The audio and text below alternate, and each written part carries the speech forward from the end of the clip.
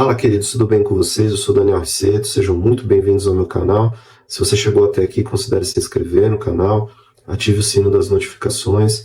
Não esqueça também de deixar o seu like, compartilhar e comentar bastante esse vídeo, tá bom, queridos? Bom, esse é o primeiro vídeo de uma série de diversos vídeos que eu vou publicar aqui no canal sobre alguns estudos bíblicos ou artigos teológicos que foram publicados nessa Bíblia aqui, a Bíblia de Estudo de Genebra.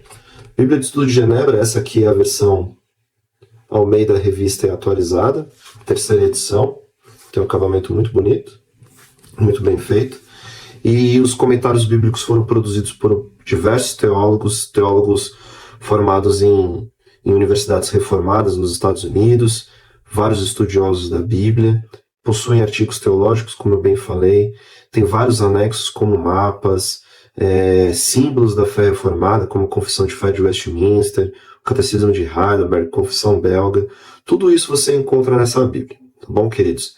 É uma Bíblia boa, é uma Bíblia que tem bastante conteúdo de estudo, lembrando que comentário bíblico, todo esse conteúdo e anexo que vem, tudo isso serve de um suporte para a gente, serve como um apoio para a gente poder se aprofundar mais nas Escrituras, se aprofundar mais na Bíblia e tentar entender algumas coisas que estão na Bíblia e às vezes não são tão explícitas na hora de tentar interpretar um texto bíblico. Mas, só lembrando que o que é inerrante e infalível é o conteúdo da Bíblia, a palavra de Deus, não os comentários bíblicos. Tudo isso que a gente encontra como apoio, como um guia de estudo, com anexos, são formas de apoio para que a gente possa interpretar, que nos ajudam a interpretar melhor a Bíblia, tá? Mas nada como termos a interpretação bíblica através da luz do Espírito Santo. É o Espírito Santo que nos ilumina a entender o texto bíblico, tá bom, queridos? É sempre bom frisar isso, porque sem a iluminação do Espírito Santo, no momento de interpretar um texto bíblico, é como se fosse um livro comum. Então, queridos, o tema desse primeiro vídeo é Criados à Imagem de Deus. Quem eu sou? Esse primeiro tema, queridos, esse primeiro estudo, está baseado lá no livro de Gênesis, bem no comecinho, basicamente sobre a criação do homem, tá bom? Então, essa pergunta é uma pergunta que com certeza já deve ter passado pela cabeça de todos, passou inclusive pela minha. Então, hoje em dia se fala muito sobre encontrarmos o real sentido da vida, né? Qual é o nosso propósito? Qual é o propósito de vida que o ser humano tem? O que o ser humano busca como sentido da vida? Então é muito comum termos esse tipo de pergunta. É natural que hoje em dia exista esse tipo de questionamento. Ainda mais com tanto conteúdo, com tanta informação que é gerada através da internet, com tanta informação que a gente recebe, com tantos livros de autoajuda, palestras coaching, treinamentos, cursos, graduações. Em tudo isso a gente tenta buscar o real sentido da vida. Às vezes a gente pensa que o real sentido da vida está num relacionamento, está na nossa carreira, na nossa vida profissional. Mas não é bem isso que a Bíblia nos ensina, tá, queridos? Então, é muito comum que exista esse tipo de questionamento, principalmente nos dias de hoje. Então, através do relato bíblico, nós cristãos cremos que não apenas o homem, mas toda a criação, os seres vivos, a natureza, o próprio universo, tudo isso foi criado por Deus, através do verbo ativo da criação, que é o nosso Senhor Jesus Cristo. Então, embora Deus soubesse tudo que os seres humanos se tornariam e fariam, até mesmo a nossa queda, lá no Jardim do Éden, a primeira coisa que a Bíblia diz a nosso respeito é que somos semelhantes a Deus, de maneiras que não se aplicam a nenhuma outra criatura ou qualquer outro elemento da natureza, qualquer outro elemento criado.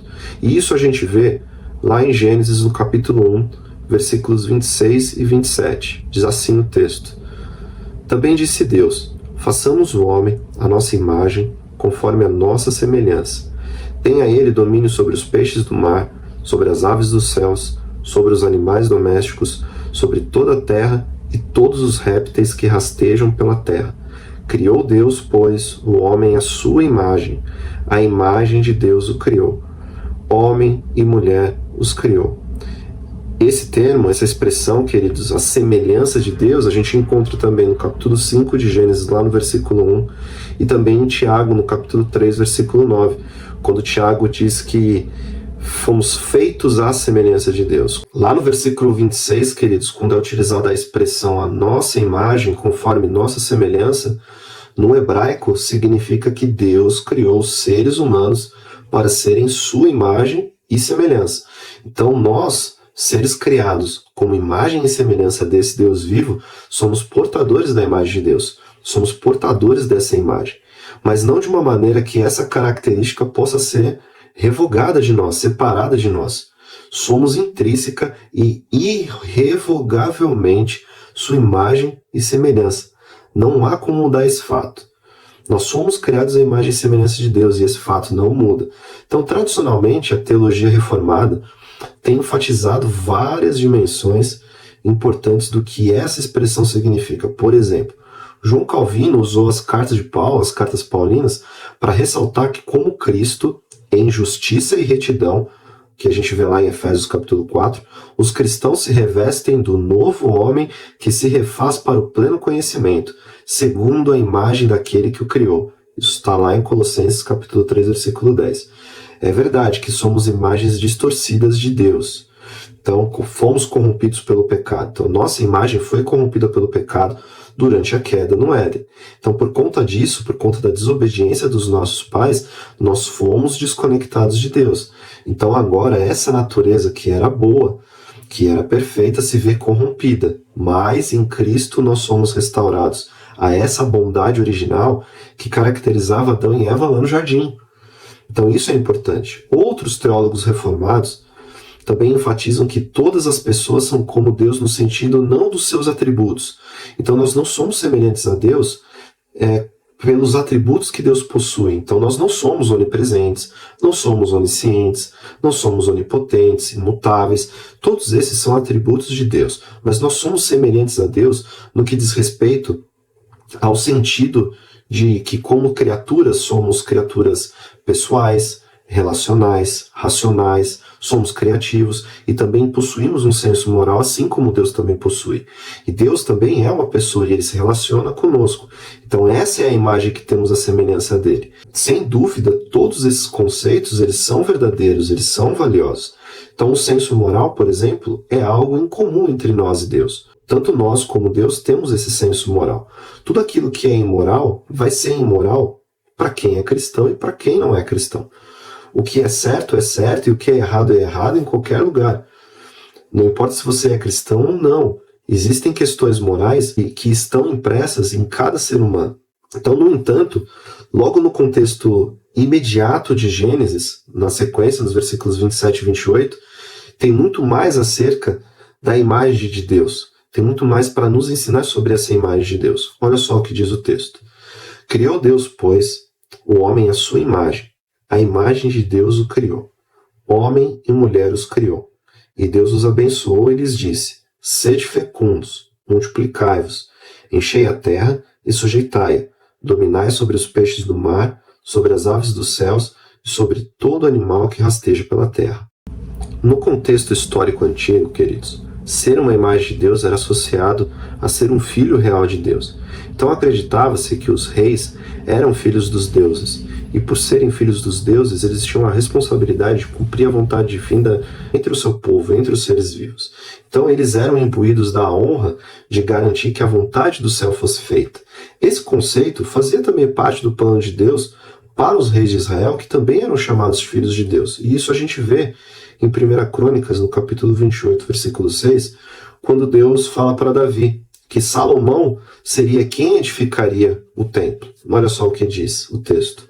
E me disse: teu filho Salomão é quem edificará a minha casa e os meus átrios, porque eu escolhi para filho, e eu lhe serei por pai. Salmo 2,7 também diz algo parecido. Proclamarei o decreto do Senhor. Ele me disse: tu és meu filho, eu hoje te gerei. Em Gênesis, porém, ocorre uma ampliação radical desse conceito de filho ou imagem de Deus. A expressão imagem de Deus é aplicada não somente aos reis de Israel futuramente, ou aos reis da antiguidade, mas a imagem de Deus é aplicada a todos os seres humanos, como a gente vê no texto. Não é algo específico, não é algo que é destinado apenas à realeza. Então, lá no versículo 27 de Gênesis 1, diz que homem e mulher os criou A sua imagem e semelhança os criou. Então, na visão bíblica, todos nós seres humanos recebemos a honra e o valor que outrora, mais para frente, seria atribuído somente a essa realeza. Lá em Salmos, no capítulo 8, versículos 3 a 8, diz assim: quando contemplo os teus céus, a obra dos teus dedos, e a lua e as estrelas que estabeleceste, que é o homem que dele te lembres? E o filho do homem que o visites? Fizeste-o, no entanto, por um pouco, menor do que Deus, e de glória e de honra o coroaste. Deste-lhe domínio sobre as obras da tua mão, e sob seus pés tudo lhe puseste, ovelhas e bois, todos, e também os animais do campo, as aves do céu e os peixes do mar, e tudo o que percorre as sendas dos mares. Todas as pessoas foram colocadas no mundo para demonstrar a glória do verdadeiro Deus vivo, o grande Rei do Universo, ao realizar a sua vontade na terra. Então, quando realizamos a vontade de Deus na terra, nós revelamos a glória de Deus entre os homens. Na teologia reformada, esse papel dos seres humanos é chamado com frequência de mandato cultural. Revelar essa vontade do Pai entre os homens tem esse nome. Então ele se refere à bênção e responsabilidade que nos cabe de desenvolver a cultura sob o senhorio de Cristo. Todo o desenvolvimento cultural deveria estar debaixo do senhorio de Cristo. Olha só o que diz os versículos 28 a 30 do capítulo 1 de Gênesis. E Deus os abençoou e lhes disse: sede fecundos, multiplicai-vos, enchei a terra e sujeitai-a, dominai sobre os peixes do mar, sobre as aves dos céus e sobre todo animal que rasteja pela terra. E disse Deus ainda: eis que vos tenho dado todas as ervas que dão semente e se acham na superfície de toda a terra, e todas as árvores em que há fruto que dê semente. Isso vos será para mantimento. E todos os animais da terra, e a todas as aves dos céus, e a todos os répteis da terra, em que há fôlego de vida, toda a erva verde lhe será para mantimento. E assim se fez. Agora, queridos, essa missão que foi dada a Adão, no momento da criação, de multiplicar e encher a terra, só vai se cumprir plenamente em Cristo Jesus, que ordenou seu povo fiel, a igreja, nós, o povo, corpo místico de Cristo. Nós que somos imagem redimida de Deus através do sangue de Jesus derramado na cruz do Calvário, agora nós é que cumprimos esse mandato cultural, que agora se transforma no mandato do Evangelho, ou como a gente bem conhece, a grande comissão dada pelo Senhor Jesus lá em Mateus 28. Nos versículos 18 a 20, Jesus nos deixa a grande comissão. Jesus, aproximando-se, falou-lhes dizendo: toda autoridade me foi dada no céu e na terra. Ide, portanto, fazei discípulos de todas as nações, batizando-os em nome do Pai, do Filho e do Espírito Santo, ensinando-os a guardar todas as coisas que vos tenho ordenado. E eis que estou convosco todos os dias até a consumação do século. Portanto, queridos, agora é através da grande comissão que cumprimos o mandato cultural, que na verdade agora passa a se chamar mandato do Evangelho. Então, aquela missão que foi dada para Adão, de encher a terra, de multiplicar a terra, gerando filhos e filhas, agora a cumprimos fazendo discípulos de todas as nações, batizando-os em nome do Pai, do Filho e do Espírito Santo. Então, se a gente pudesse perguntar: quem somos de fato? Qual o real sentido da vida? Qual o propósito que temos como seres vivos, como seres humanos? É cumprirmos esse mandato cultural através da ordem que Jesus nos deu, de fazermos discípulos de todas as nações.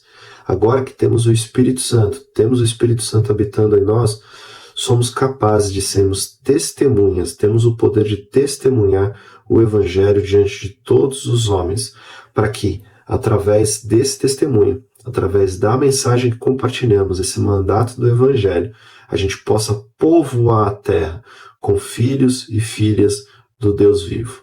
Tá bom, queridos?